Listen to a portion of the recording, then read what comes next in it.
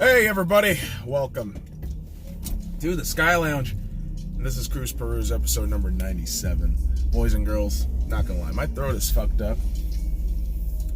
I don't know what the fuck it is. Is it the smoking?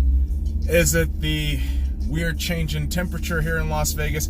Is it the fact that over the last weekend when I was in LA, I might have gotten sick? I have no idea. But what is crazy here in Las Vegas right now, as much as my sickness, boys and girls, is the fucking grasshopper epidemic. Holy shit. So, for those of you who live in Las Vegas, you know the terror that I speak of. But for those of you who don't understand what I'm talking about, the last few days, the last 3-4 days, there's been an excess amount of grasshoppers in Las Vegas. And when I mean excess, I mean swarms, okay? Somebody on Reddit took a picture of a swarm of grasshoppers flying about right near the Luxor Hotel, and because the way the shape of the pyramid is and the way it lights up on top, it showed how many of these fucking crawly things are going around. It's nuts. And I know grasshoppers don't crawl, they fucking hop. I get that shit, but dude, oh my god. The crazy shit about the grasshopper thing, I'll tell you one thing. A couple days ago, my mom and I were watching Harry Potter and the Prisoner of Azkaban. And for those of you who have watched Harry Potter, we were right at the scene where Harry, Sirius are in the lake, trying to fight off Dementors. And when we open the front door, all we see is a swarm of fucking grasshoppers flying about. And so me, smoking that good old Mary J is like, holy shit. Listen, I don't believe in the Bible, but is this some fucking plague shit? Like, what the fuck is going on here, man? And my mom freaks out. We're trying to, decide what the fuck these things are. We find out the next day they're grasshoppers. I thought, okay, grasshoppers, aren't they supposed to be green? No, they're brown. They come in brown sizes too. Which, oh boy. It hasn't been all that crazy this morning with the grasshopper situation, but yeah, seriously, the last few days, it's been nuts. And I'm pretty sure the excess change in humidity, going from single digit humidity to 30 some odd percent, may have, laid the foundation for these fuckers to just come in and ruin the peace in Las Vegas. Jesus fucking Christ. I mean, seriously, these grasshoppers are nuts. They also remind me of those grasshoppers from A Bug's Life, right? Kevin Spacey. Oh, Kevin Spacey. Oh, I know. I had to mention Kevin Spacey in there to remind ourselves how sometimes people are capable of really, really disgusting things. So, leaving off at disgusting behaviors of Kevin Spacey and grasshoppers. Oh man. So it's early morning. We are headed to the gym because I want to be a fairly balanced person drinking this blue jizzy water. Right?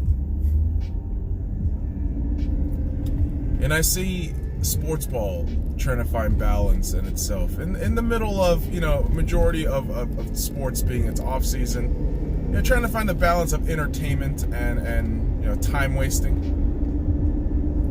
And I'll tell you what, boys and girls, the off season for a lot of these sports gets you a little optimistic, catches you off guard with that optimism. And Arsenal, I know we're talking about Arsenal a lot, boys and girls, but hey, my team I've been supporting for a long time now.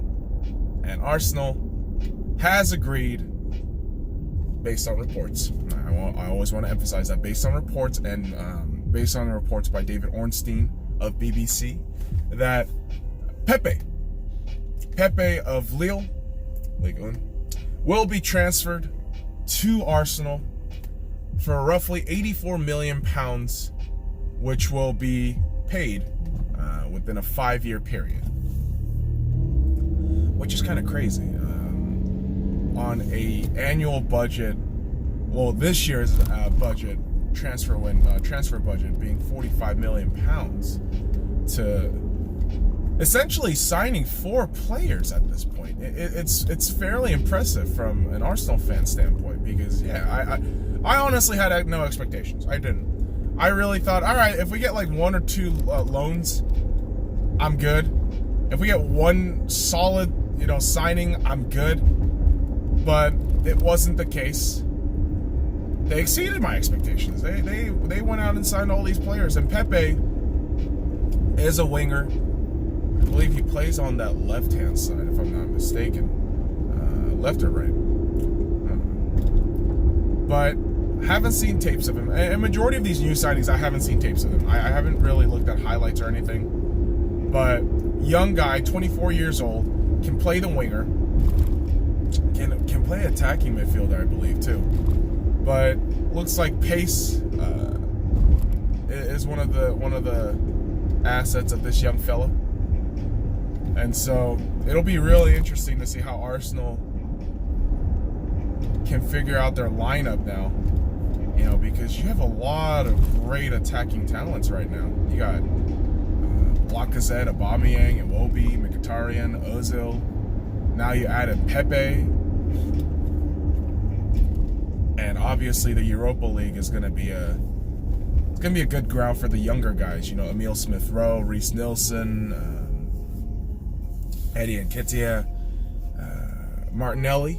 So, as an Arsenal fan, it's kind of cool that despite such an abrupt and miserable ending to our season with the Europa League final loss, I gotta say, this is a decent bounce back feeling.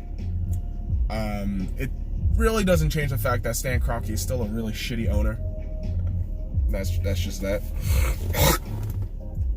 Boys and girls, I gotta spit once in a while. Alright, it happens. I got shit stuck in my throat. I'm not keeping that shit in. Okay. But unfortunately, Arsenal keeps their shit in, leaving the typical executives who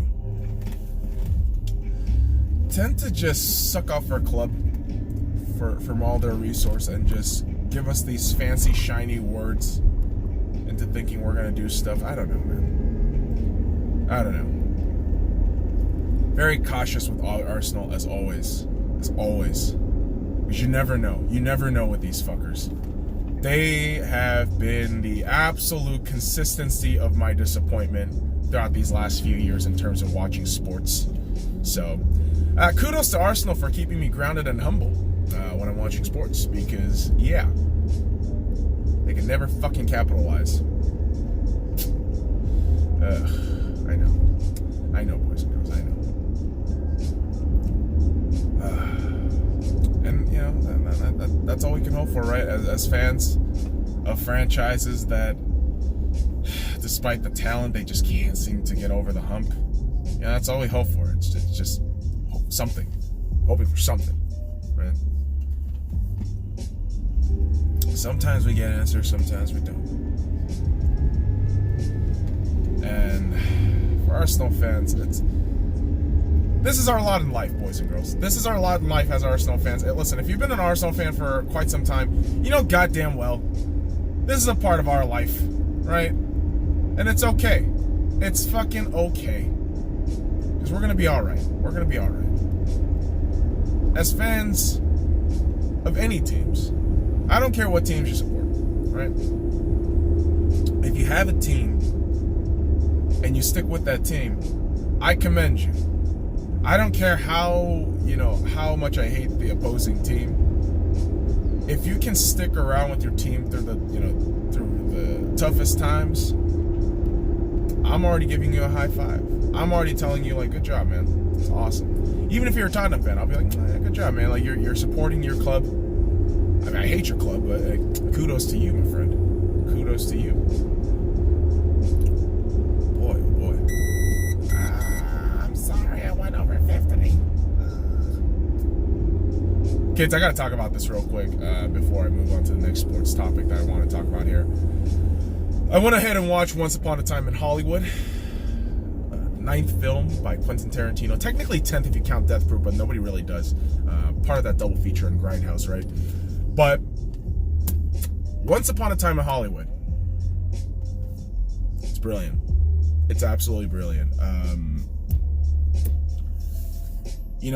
We throw around the word genius a lot. We do in this society, but I don't think there are as many geniuses that people would like to say there are. But you also have to recognize that Quentin Tarantino is a genius. I mean, I don't care however you look at it. I don't care if you say, oh, the guy's a racist for throwing words into his movies, the N-word, derogatory words towards Hispanic folks, all this shit. But what Tarantino does is create a world that feels so lived in. He creates a story that's so easily digestible, and he makes it feel just so vicious and real, and just he has his thing. He has his signature, right? And he has mastered that. He has absolutely mastered that. It's an absolute treat to watch Leonardo DiCaprio and Brad Pitt on the same screen. My fucking God. It was unbelievable. It was absolutely unbelievable. I have to rewatch it again, but it's one of those movies where you come out. I kind of came out in shock because it took me a while to process how actually good that movie was. From a writing standpoint, from a filming standpoint, from almost every standpoint, it was fucking beautiful. And I want to rewatch it again just so I can hopefully the feeling is still there of me thinking, okay, this is a great movie. Because you could just go off that initial hype, initial over-exaggeration of emotion and timing. So I want to go ahead and rewatch it again, but it was absolutely brilliant. And I'm going to go ahead and review that today for the fucking podcast. So I'm going to have a podcast episode out today, boys and girls, latest tonight. Reason why, I want to kind of make up for lost time, right? I want to kind of make up for lost time. Been skipping a lot of podcast episodes, or being really skimpy about it. And so I want to kind of make it up, with an episode today. And, making up for lost time is what we got to do as people, because we procrastinate a lot, or, shit just comes up, right? Shit comes up and we got to respond. We got to be able to think laterally. And what has happened for a certain organization is they have to think laterally, on their feet, thinking shit out. The Seattle Seahawks, yes, boys and girls. You knew I had to talk about this. You knew today was the day to talk about it. Bobby Wagner has signed a contract extension with the Seattle Seahawks. 3 years, $54 million. I believe it was $45 or $48 million guaranteed money, making him the highest paid inside linebacker in the NFL, as he should be. As he should be. Prove me wrong, kids. Prove me wrong. The level of performance, the level of consistency this man has shown to the entire league, and has kind of gone underrated, relatively speaking, speaks for itself. Bobby Wagner. Let me tell you one time right now, guys. As a Seahawks fan, I'm going to tell you my perspective on Bobby Wagner. And it's not to even defend or go against his contract extension. This is the best thing you could have done as the Seahawks organization. This is the best thing you could have done. I've been saying this for months. You have to re-sign Bobby Wagner. You have to extend Bobby Wagner's contract. And thank fucking God John and Pete understood the urgency of having to do this, having to finish this before the season started, before preseason started, in the first week of training camp, mind you. This was critical, and I love it. I love it. And let me give you some perspective on who Bobby Wagner is, what Bobby Wagner is to this football club. Bobby Wagner drafted in 2012 alongside Russell Wilson, right? Bobby Wagner, since this draft, has been the epitome of class, the epitome of consistency. He has been the voice and the face of that locker room in the defensive side. I know a lot of folks are going to say the other guys in the Legion of Boom, the secondary, of course, I want to recognize them too, of course. But Bobby has been that leader who is there, who shows up, who is the epitome of Pete Carroll's mantra of next man up and do your job.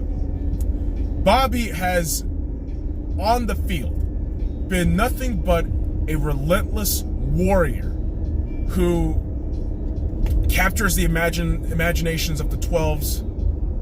He carries his craft with this swagger and class and the fucking work ethic that this guy has. It's unbelievable. It's unbelievable. The leadership he exudes, it's palpable. It's invigorating. And you can see it in the locker. You can see it from the guys. And this is only mentioning Bobby Wagner as a football player. As a human being, Bobby Wagner is one of the warmest, most generous human beings out there. This man goes out of his way, even in missed contract negotiations, goes out of his way to reach out to the community, help out the most he can, giving out food to the homeless, helping out young kids, helping out everybody.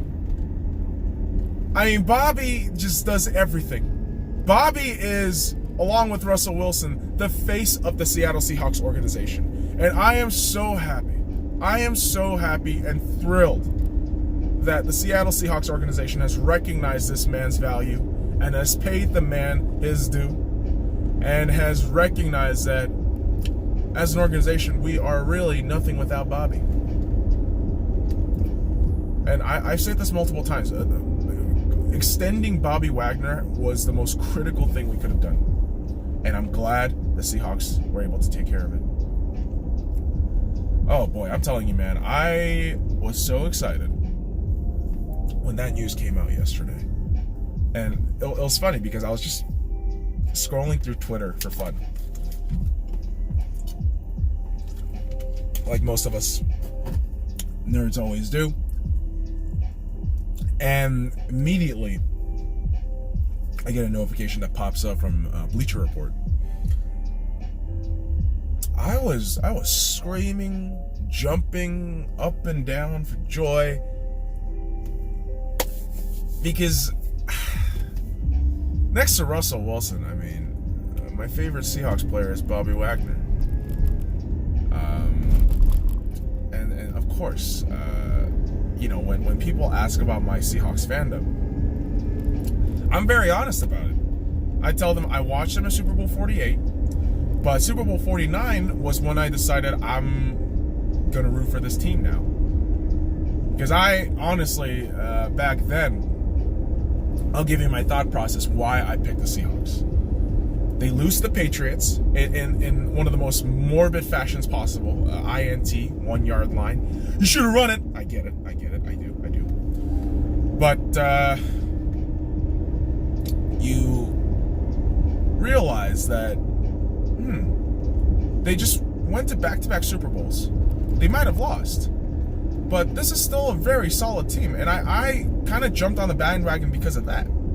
But I stayed for the culture, the players, the head coach, the GM, the owner, the late great owner Paul Allen, and I fell in love. I absolutely fell in love, and I don't deny that. I never take these words lightly with my teams when I say I love my teams. I don't take those words lightly. I mean them very seriously. I mean them very sincerely. I mean that very passionately. Because people will leave you. That's the inevitable part of life. People will leave you, whether from the physical standpoint, whether from an emotional, psychological standpoint, people will leave you. But sports franchises, and I know the arguments will be made, organizations can move, they can switch locations, but the team, the mantra, the philosophy, the motto of a team, the creed, that doesn't die. And I think a lot of sports fans will recognize that quality in watching sports, right? That kind of mentality when you watch sports, just the love that you have for that philosophy, whatever you gravitate towards from your team, that's what will make you stick around. And I'm just overly excited with the Seattle Seahawks right now, because one thing, we got two massive deals done before the regular season started. Before the 2019 regular season started, the Seattle Seahawks were able to successfully negotiate contract extensions, really, with Bobby Wagner and Russell Wilson. This, to me, ladies and gentlemen, has been a very critical thing for the Seahawks organization to take care of. And second thing, they flipped picks, they flipped assets. And what I mean by that is you went from 2 or 3 picks in the draft to flipping Frank Clark and essentially getting 11 players from that. Okay? And I'm telling you, I kind of covered this many episodes ago, but the Seattle Seahawks have been low-key extremely savvy in the offseason, and no one's going to talk about it. No one's going to talk about it in the mainstream media, because of course no one gives a shit about the Pacific Northwest. Like, I understand that. All the agenda is located in where? New York, California, and surprisingly now, Ohio, in Cleveland. But just getting those deals done was massive, obviously, right? A contract extension, the draft picks, exquisite. And I'm over the moon, man. I'm absolutely over the moon. Because we're less than 2 weeks away from the first preseason game, which is when we truly get to see these players in action. And I know preseason is just preseason, but it's still something. And this training camp has been very interesting. I would say that, not just as a Seahawks fan, because obviously as a Seahawks fan, this training camp has been just hype. Has just been absolute hype.